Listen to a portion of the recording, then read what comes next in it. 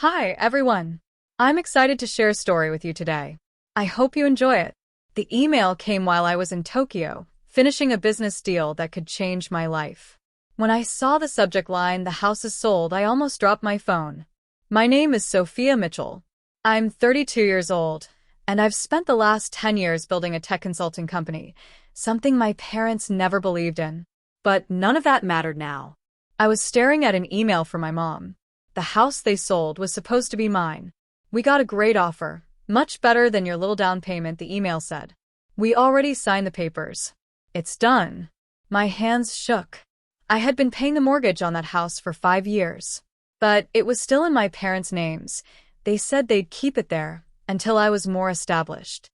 Now, they had sold it while I was out of the country, working on the biggest deal of my career. I stepped out of the meeting, ignoring the confused looks from my Japanese business partners. I called my mom. "Oh, Sophia," she said in a fake sweet voice. "Did you get our email? Isn't that great news?"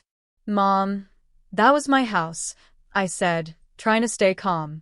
"I've been paying for it for years." "Don't be so dramatic," she said casually. "Your dad and I needed the money for Morris Tech. Things aren't going well. Besides, you're never even home.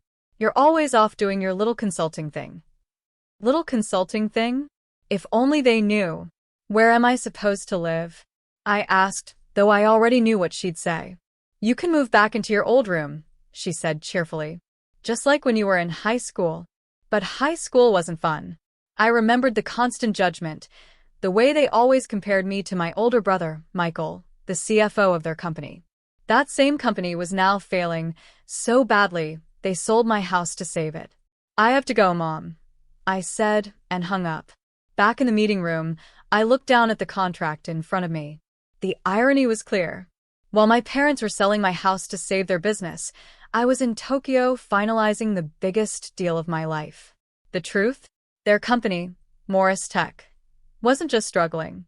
It was collapsing. And I knew exactly why. For the past year, through hidden companies and smart investments, I had been buying up their debt and preparing for this moment. They thought I just ran a small business. But I'm actually the CEO of Phoenix Global, one of the biggest tech consulting and investment firms in Asia. We specialize in saving failing companies, or shutting them down when needed. My phone buzzed again, a text from my brother Michael. "Mom told you about the house." "Sorry, sis, but business is business." Business is business. How many times had they used that excuse? When they refused to help me with college because they were putting all their money into the company. When they took money from my savings without asking, again, for the company. I just texted back, "Okay," and turned to Mr. Tanaka, my business partner in Japan. "Are the contracts ready?" I asked in perfect Japanese, a skill my parents didn't even know I had. He nodded and slid a folder across the table. "Everything is ready, Mitchell-san. Morris Tech won't see it coming." I signed the papers. With that signature, the deal was done, and so was my parents' control over their company. In less than 2 months, I would own most of Morris Tech, the company they always put before me, before my education, my security, and now my home. "Book me a flight home," I told my assistant. It's time I paid my parents a visit. The next few weeks flew by. I worked non-stop, meeting with lawyers and finalizing paperwork. I moved into a luxury hotel and ignored every call and email from my parents. Let them think I was upset over the house. Let them believe I was hiding in my small consulting business. They had no clue what was coming. On the big day, I stood in front of the mirror, fixing my blazer. The woman looking back at me wasn't the same daughter they always ignored. She was a CEO, a powerful one, and today they'd finally see it. I grabbed my briefcase, packed with the papers that would change everything, and headed to Morris Tech. As I walked into the building, I remembered all the times I came here as a child. My father and brother acting like they ran the world. My mother, always smiling by their side. The security guard nodded at me. He already worked for Phoenix Global, just like many others now. The elevator ride to the top floor felt long. Each second reminded me of everything I had been through. All the years they looked down on me. All the times they ignored me. And the final blow, selling the house I paid for. Now, I was here to take back control. As the elevator doors opened, I heard my mother laughing down the hallway. She was probably in the boardroom, where they were meeting to talk about the company's new mystery owner. I took a deep breath and walked toward the voices. I heard my dad talking. This must be a mistake. Some unknown company can't just buy up our shares. We built this business. Dad, I checked, Michael said. Phoenix Global owns 51% now. They've also taken over most of our debt. We're meeting their CEO today. Whoever they are, we'll deal with it, my mom added confidently. We always do. That's when I opened the door and stepped inside. Everyone turned to look at me.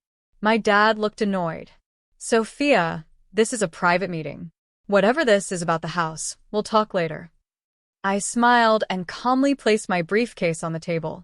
Actually, I'm right on time. The CEO of Phoenix Global is supposed to meet with you at 10 a.m. Michael looked at his watch. Yes, but they're not here yet. I opened the briefcase and pulled out the documents. They're here, I said. I'm the CEO of Phoenix Global. The room went completely silent. My mom dropped her champagne glass. It shattered on the floor. My dad's face went pale. That's not possible, Michael said. You run a small consulting firm. You're not. You can't be. Can't be what, Michael? I looked him straight in the eyes. Successful. Too much of a disappointment to build something bigger than Morris Tech. I laid the documents across the table. You'll find everything in order. My company now owns most of Morris Tech. My father grabbed the papers, his hands shaking as he read. This has to be some kind of joke. Like the joke of selling my house behind my back? I kept my voice calm. Or maybe like when you took money from my college fund without asking. Or called me a failure while I was building a global company. We needed the money for the business, my mother said quietly. We were protecting our legacy. I laughed. Your legacy? Look around. Your legacy is mine now. Phoenix Global helps fix broken companies. Morris Tech has been broken for years. You can't do this to us, my father said, his voice cracking. We're your parents. I looked him in the eye. Business is business, I said, repeating the phrase they loved to use. I turned to the board members. Many of them looked relieved. They had been stuck under my family's poor leadership for years. Starting today, things are changing. Michael, you're no longer CFO. Dad, you're stepping down as CEO. Mom, your VP position is over. You're firing us? Michael looked pale. Your own family? I remembered everything. The way they dismissed me, ignored my success, and betrayed my trust. I'm not firing you. I'm giving you what you gave me, a chance to start from the bottom. Michael, there's an entry-level job in accounting. Dad, we need help in sales. Mom, I heard we're hiring for the front desk. My mother burst into tears. My father's face turned red with anger.